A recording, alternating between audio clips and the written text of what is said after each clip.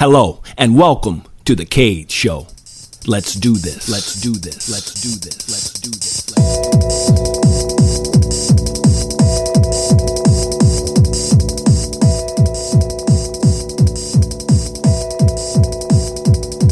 If you're a Republican, then be brave and step into the cage.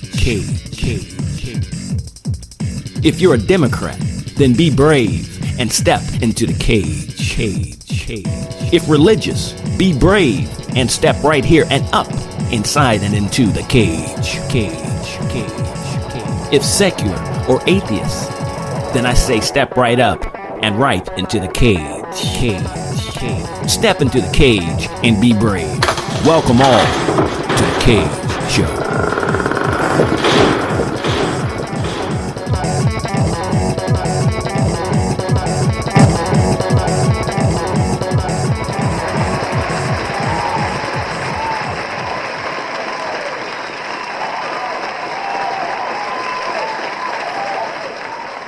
Hello and welcome to the Cage Show. You know what, folks? I get so sick of older, crusty, post-sexual, usually white, so-called conservative males always telling others how to feel about themselves and feeling only they have the power to define others and or what is. Welcome to the Cage Show. Step into the cage as I take on this issue real quick. Let's begin. Older, crusty, post-conservative males love to obsess over other people's sexual orientations. Older, crusty, post-conservative males love to obsess over other people's sexual orientations. Older, crusty, post-conservative males love to obsess over other people's sexual orientations. And the arguments usually go something like this or the following. Quote, a man is a man, and a woman is a woman. Can't argue with science, and duh, end quote, says the older, crusty, post-sexual male who secretly wishes they were young enough again, appealing enough again, to have a plural sexual identity. Number one, and first off, biological gender is but one minute part of our overall being.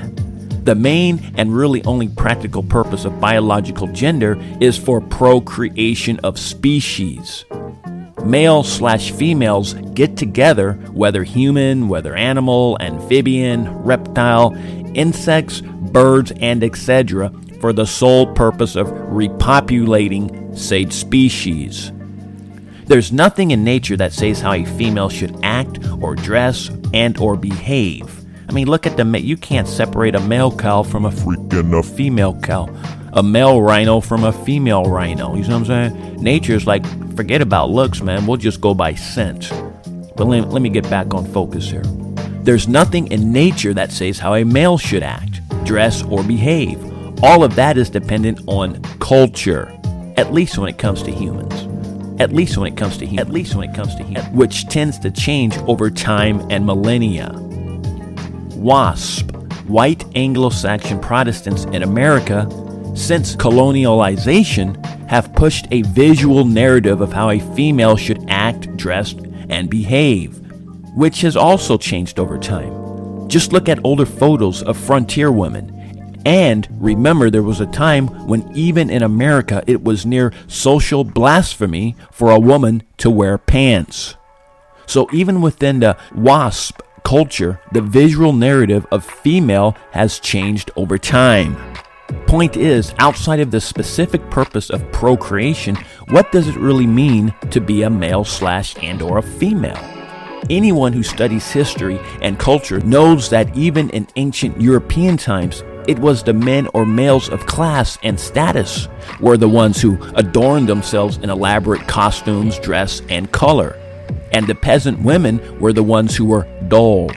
And in many tribal cultures, men, the males, were the ones who adorned themselves in elaborate paint schemes and colors and more. But of course, all that was squashed out by colonial powers in that upset their narrative of style and flair as it related to gender. And or just look at nature itself. Look at the peacock bird, like with birds, a lot of times it's the males that are the ones that are adorned in bright colors like the peacock, the mallard duck, and other bird species. So I guess what I'm trying to say is flesh is just a small part of who we are, outside of our biological designations, in that just because one is born with a slinky doesn't mean they're disposed to act and behave like John Wayne. John Wayne is culture, not biology. John Wayne is culture, not biology. In man, biology doesn't dictate behavior. Behavior is a learned trait. Dress, style, and roles are learned traits. That being said, in closing this short podcast/broadcast, I do want to say I think confusion lays on both sides. In that I don't think every male has to wipe out their biological slinky in order to experience a softer side of self. It's all cultural trickery, if you ask me. And is the Bible the main culprit of this trickery? Yes? No? Agree? Disagree? Whatever your stance, be my guest. Enter the cage. Step up and into and inside of the cage. Let's dance. Let's reason together. And let's see what conclusions we come to. In peace, harmony, and grace, that is. Of course. Gay, straight, black or white, Hindu or Jew. Step into the cage and express yourself. I'm out.